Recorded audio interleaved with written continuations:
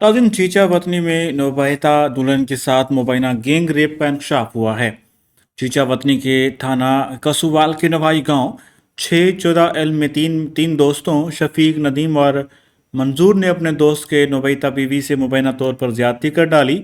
ज्यादती का शिकार नौबहता खातून ने सकना ब्लॉक नंबर 2 फॉरेस्ट के रिहायशी इकबाल लबाना नामी शख्स से घर से भागकर 7 दिसंबर को कोर्ट मैरिज की थी।